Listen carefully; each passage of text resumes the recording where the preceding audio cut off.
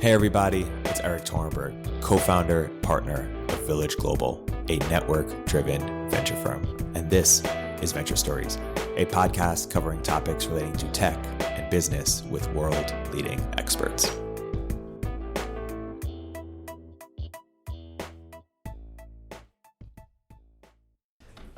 Hey everybody, welcome to another On Deck Fellowship event. Want to just echo a huge thanks to Min for being so supportive from us from the beginning, and as well as the rest of the Bloomberg Beta team. When you are fundraising, do go talk to them, or even before. They're fantastic people and fantastic partners, and we're lucky to have them. And we are lucky today to have a good friend of mine and longtime friend and collaborator, Andreas Klinger, former founding team at Product Hunt, now at AngelList, and now running Remote First Capital. Andreas, welcome to On Deck Fellowship, and welcome to the podcast. Thanks for having me. So I thought we'd get started by, why don't you just quickly set the context for sort of this rise of remote. Now Product Hunt was remote. I think every team you've worked on has been remote, so this is pretty organic to you. But what are, in the last 5 years, 10 years, explain how the rise of remote really happened? What were the factors that led to it, and where are we right now in that trend? Or is it peak remote? Is it just starting, et cetera? So I strongly believe we're kind of still generation one when it comes to this kind of stuff. We notice it right now a lot in San Francisco, because in San Francisco we reached this tipping point. A few years ago, it was kind of you have to have everybody in San Francisco, hire everybody here. And then at some point it was remote works for some people, but most likely not for you. And now we're at this point where it's almost like a danger to the company if you hire all your engineers here, because it's very high costs, hard to get, and very low retention. So it's almost like a risk factor by now. And I think what we notice now is not so much that remote work is in any sense new. It's just we reach this tipping point where even VCs in San Francisco start to recommend it. Yeah. You remember back then when we raised from Andreessen Horowitz? Yep. A friend of mine who was also a VC told me back then, so you finally raised a ton of money, so you can finally get an office, fly everybody here, and get everybody here and become a real company. Yep. And we literally just raised from Andreessen Horowitz. At that point I was like, okay, that hurts. Yeah. The same guy is now tweeting about remote work on Twitter. So I think this is a tipping point we actually notice. You have a photo with him with a bullseye, and you won. And why did VC start to see it? Because it's part of sort of the Silicon Valley cultural immune system. Keith Roy has companies a cult, and cults need to be built at the office. Yeah, I think in San Francisco, everything is impossible until it's completely normal. Mm-hmm. And this is always true. And it's kind of everybody, especially VCs, kind of follow patterns and trends. Yeah. To the point that they say every marker in your company is perfect unless outside of this one thing that your whole team is distributed. Yeah. And that's literally what they said to GitLab at Series A, multiple VCs here in the Bay Area.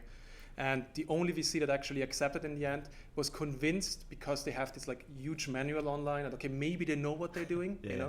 So I think this is kind of this tipping point. And I think the two factors that came here to play in San Francisco at least is obvious costs, cost of housing, and just by that indirectly cost of employment and everything. And the other factor is that more and more examples of companies actually that succeeded. And as soon as you have a new data point, it's a new pattern that people can follow. So you have for example, GitHub, who's 50% remote roughly. You have GitLab, is fully remote, Zapier, and so on and so on, becoming actually big companies, and not just by accident, but by good execution. Yep. And technologies enabling remote became easier. Zoom. Sure. Slack. Yeah. Technology kind of has this constant incremental improvement. Yeah. Now we have Zoom and Slack, but before we had Skype and HipChat. It wasn't that it's completely fundamental 0 to 1 shift. Yeah. It's just now it's a little bit better. Slack is good enough that not only nerd engineers want to use it, but actually kind of everybody wants to use it. Zoom is good enough that you can do a call with more than 10 people without hating life. Yeah. And that's this tipping point that enabled stuff a little bit more, Totally. But I think the main contributing factor is just that more and more people grew up with this, and it became just more normal for more people. So more people just started doing it, creating data points that people saw as pattern. Yeah. I know people that have never freelanced and have never worked in an office. They have worked fully remote since they went off to university for the last I think 5-6 years in a few cases. Like they have their whole career already remote Yep. in normal companies. So Yep. this is kind of where we're at now. Totally. And by the way, one quick other thing in the cultural immune system is that this is unrelated to remote, but it's just a commercial for On Deck. Is that Commercial break. Welcome to this podcast.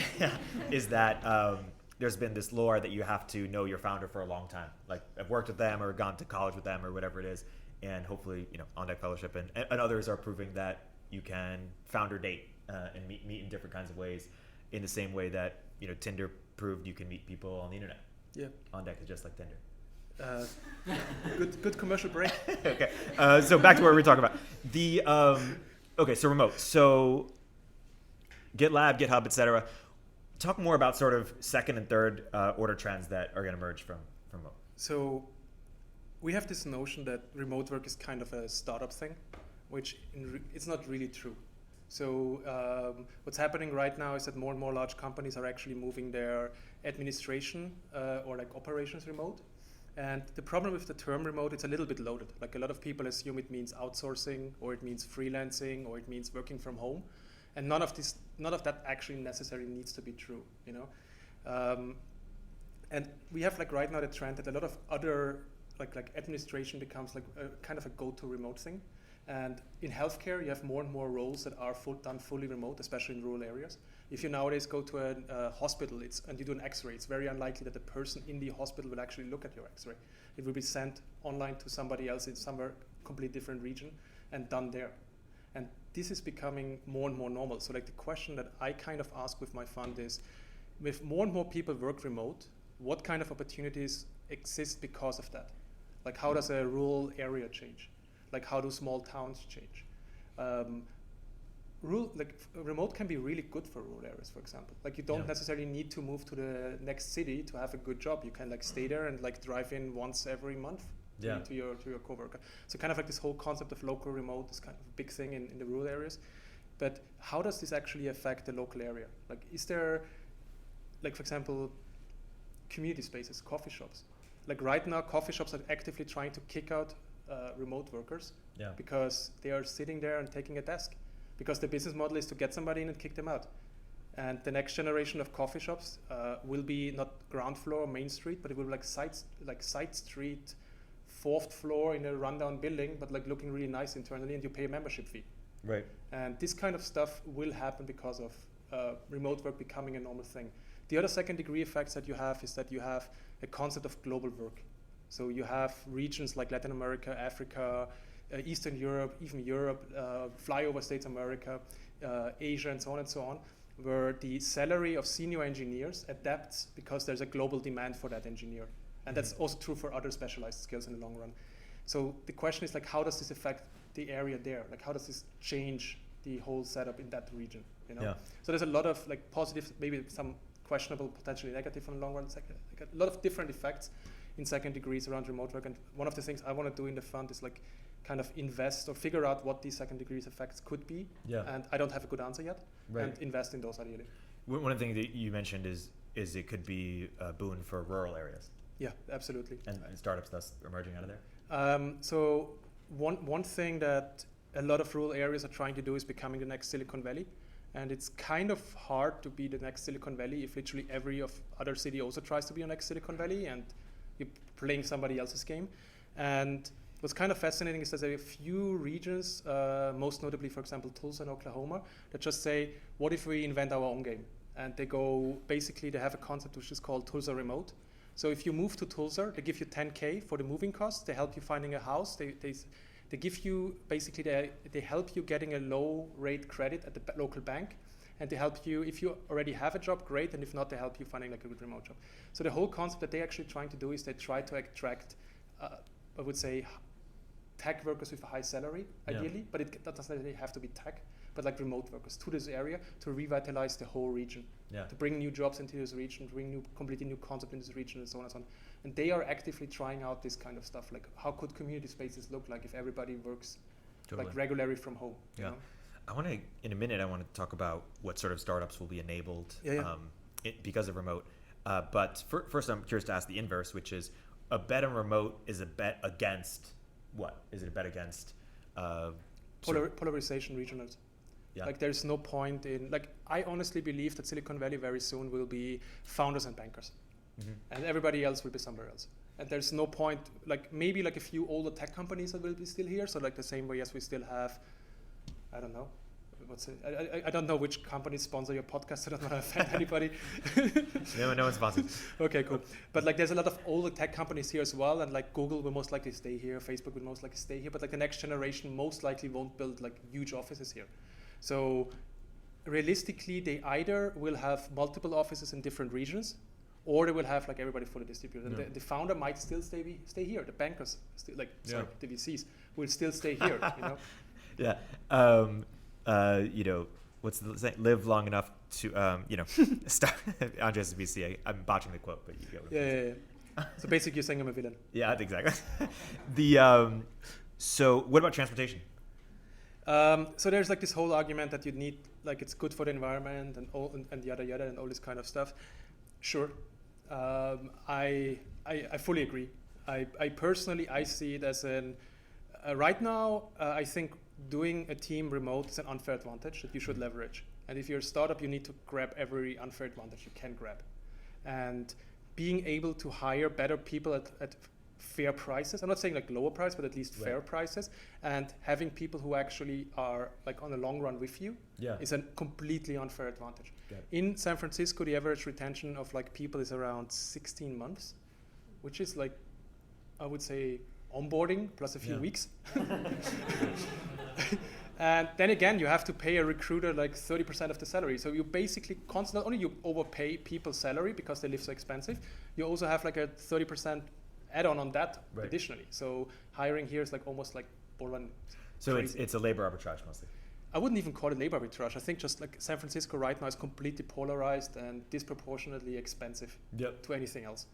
So it's like there's a global market for talent, and that's not cheap. Like it's a common misconception that you get like a highly experienced engineer cheap. No, there's other companies trying to hire this person. So there's a market, and as soon as there's a market, the price go up.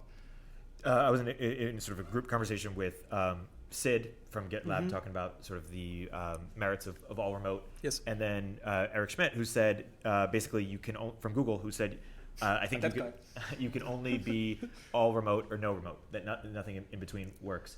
What do you think about that? So most of the problems you have with remote is because some group in the company works on one communication layer and some group in the company works on a different communication layer. And not necessarily one is better than the other. It's just if you're next to somebody, talking is easy in the sense of like achievable, like close by. And writing something down is kind of complicated in the sense of like high burden, like you have to get over something. If you're in a remote team, writing something down is super easy, and like talking to somebody is super exhausting. So it's not that one is better, it's just that it's on a different layer. So if you have, you're not very conscious about this, I would say, bridge between the layers, you will have a problem. So naturally, it's just easier if by default everybody is remote. But I strongly believe hybrid setup works. If you have what's considered like a remote first setup, a good hack to do that or enable that is saying you do a small subset of your team fully remote in a way. Like these people work. There's a critical amount of people in that group that works remote, so the whole team has to act like they are remote. That can in the beginning be your mobile team, your infrastructure team, whatever, right? Or like your engineering team in a smaller startup, right? And then you basically bring the patterns that work to the rest of the company, and you make a conscious decision. Either you want to like take the rest of the company also remote or not. But in reality, it's something you need to be very careful about. Like it's basically management skill you have to learn. And so what Stripe just did, which is announce a total remote office, but they already have their existing offices, is that sustainable or a path that you recommend for folks? It works, yeah. There's like a common misconception that it's not possible to do hybrid teams. You just need to be very aware about where the boundaries between the different communication layers are, and you need to work in at least those sub-teams remote first. Cool. Okay, let's put on our sort of investor hat or evaluating markets hat. We have 50 or 60 folks here who are thinking about starting their next company. A bunch of them are curious about what companies can be built or enabled or are likely to be bigger because of remote. Why don't you're investing in the space, you have ideas that you want to see people build. Why don't you first just sort of map out the different types of subspaces or companies that you think can be built because of remote or are stronger because of remote, and then we'll get into each space individually. Cool. So I just drop ideas and you start working on them. This is like how we do this. Yes, and make sure you let Andreas invest in them. Yeah. Or even just categories. Yeah. So remote itself is like a weird niche to think about as a target, right? Because if you think about remote as a niche, you will end up with communication tools and maybe like payroll and benefits and this kind of stuff. Maybe global healthcare, like anything that comes out of the fact that you have a global team. Insurance, like this kind of stuff. Good job. Nice. Nice. He invested in an insurance company for remote teams. Very subtle. Yeah, very subtle. Very subtle.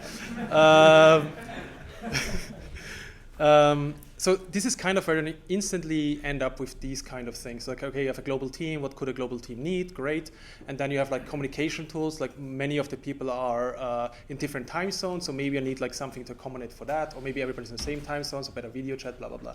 And there is iterative improvements to be done there, definitely. And especially when it comes to global payroll and benefits, there's $1 billion company there, period. Like this is literally the Stripe opportunity for our generation. Stripe, when they started, you had local credit card providers with horrible rates, horrible infrastructure, really hard to integrate, and you need to almost work with every market separately in a way. Or you go to like a really big provider where you are pretty much killed with complexity. And that's the same state as right now doing global payroll is in. So you either go to all these local employer on record companies and like just go nuts. Yeah. Or you go with like somebody like ADP or somebody like that, and I'm not making friends right now, but like it's a little bit more complex, let's say, for a small startup. And so it's like one of the big obvious opportunities, and there's multiple companies trying to do that right now, some coming from a freelancing angle, some from an employment angle, blah, blah, blah. It's an obvious big one, right? There's benefits and all this kind of stuff, obvious big ones. The thing that how I think about remote is kind of, in general, every tool that's good for a remote team on the long run is good for any digital knowledge group work, right? So what's happening is there's a lot of companies that are trying to do tools for digital knowledge teams and are tackling remote as an early customer group. So basically, remote teams tend to have a little bit higher complexity needs. Yeah. I usually say like 5x. And so therefore, they need maybe already tools that normally a company with like 30, 40 people would need. So the kind of is a good target group to start with because they are willing to try out your tool, but they don't have like purchasing complexity or compliance complexity and all this kind of stuff. So it's very natural for a lot of tools right now. For example, if you do an HR tool, if you do a recruiting tool, if you do like literally any SaaS B2B stuff, future of work stuff, to target remote teams early on. And I think that's a super interesting category for me as an investor to kind of like, hey, you want to like tackle remote teams. In my fund, there's literally 50, 60, maybe 70 people, I need to look up the number, who have like all of them are either remote founders, operator, or early stage investors in a remote company. And that's kind of the wedge I'm trying to do here. But additionally to that, there's a lot of stuff that comes out of the concept that you have highly skilled people globally. Yeah. And you can think of it like as geo arbitrage if you want. But the same way as you right now have the hospitals no longer doing the X-ray in the hospital, but like doing it somewhere else, you could apply this for a lot of industries. And you have highly educated experts in multiple regions of the world. And you don't even need to like go there because of low prices, but just like you can do really, really interesting stuff. Like why is an architect in the same city as you? Right. And all this kind of stuff. Like there's a lot of things that you could potentially leverage here in this space. Are there certain labor marketplaces you're most excited about? So one thing that's super interesting is it's like right now really, really hard to get work experience in any, for example, startup. And unless you're actually based in San Francisco in this area, it's really, really hard to get in there. And I recently invested in a company that does 10 hours a week remote work placements for students or anybody who's like early in their career, with the idea that you join and you basically on the spot learn actual skills and build up your portfolio. And I think something like that can work for multiple areas. And that's personally, in general, rethinking hiring is something I'm personally really bullish about, because what we notice in especially San Francisco is as soon as it comes to global credentials, most recruiters break down. Yeah. Like very few recruiters know good universities, even in like IIT, like even Indian like top name universities are barely known, right? Yeah. And so global credentials is something that's really hard, and especially in a lot of regions, people don't even have these university background maybe. So how can you actually evaluate them? And you can evaluate them by actually giving them real work. Yeah. So that's like one thing I'm personally. And let's talk more because Product Hunt was a team that you hired all the engineers and they were all fit this exact profile, right? And so that was the company you just mentioned is one approach. What are other approaches that are sort of reinventing credentials or hiring in a way that you're excited about or think that people should take a look at? Who here is like really ambitious? Okay, so I strongly believe that the future of private equity is remote work.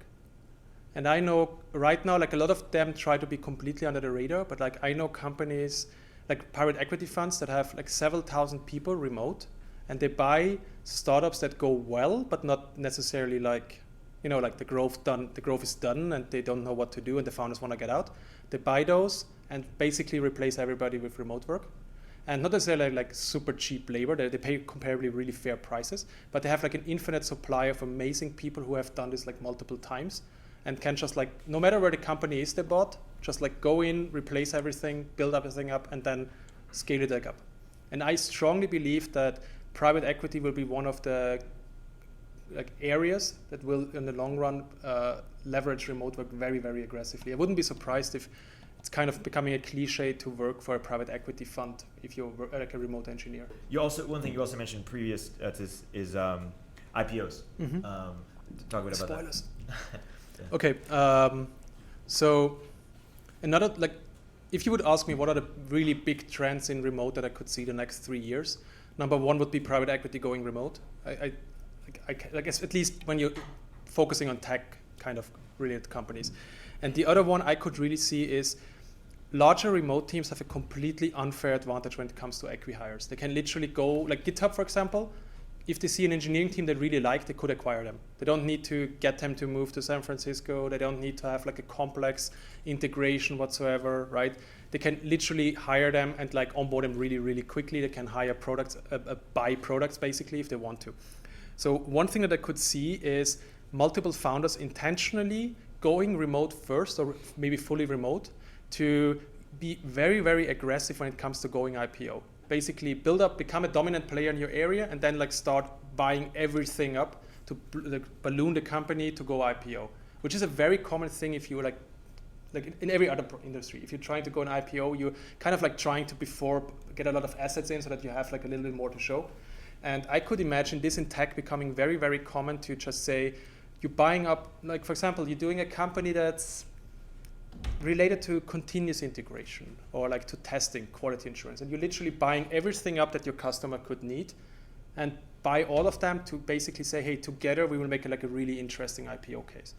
Or another, like, or maybe even if you just like target SDKs, like I know people who build very specialized engineering products and they are buying competitors like crazy to balloon this up, to then sell it for a shit ton of money or to go IPO. And that's, I think this will become almost like a cliche in the next few years that if you want to do that kind of game, you do remote first. Yeah. What about, where does freelancers fall into that? What is sort of the intersect or overlap? So we always see a lot of companies that are targeting freelancers. Yeah, so there's like this common misconception that like a few concepts that people put together with remote, like working from a beach, like this whole digital nomad thing, which in my opinion, it does more damage to the brand of remote work than it actually helps. Freelance, like only working 20 hours a week, flexible work or whatever, right? This is not, like most remote workers I know are actually highly paid, are working in a highly professional setup, like either at their own place or like a dedicated office, and have like the whole space optimized for productivity.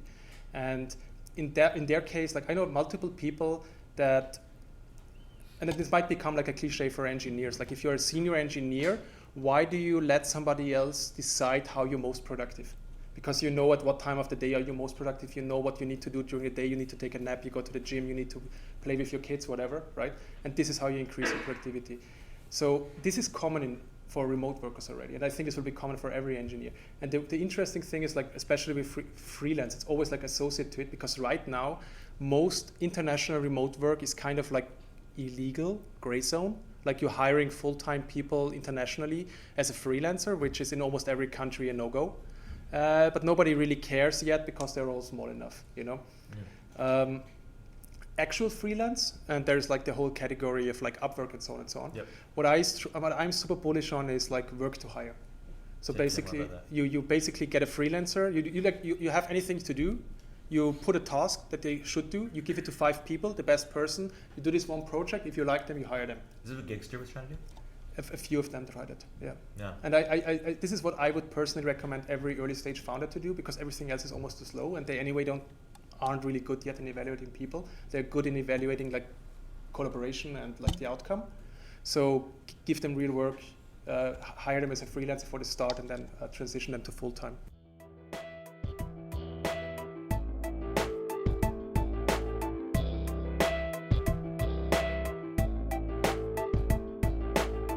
If you're an early stage entrepreneur, we'd love to hear from you. Please hit us up at villageglobal.vc/network catalyst.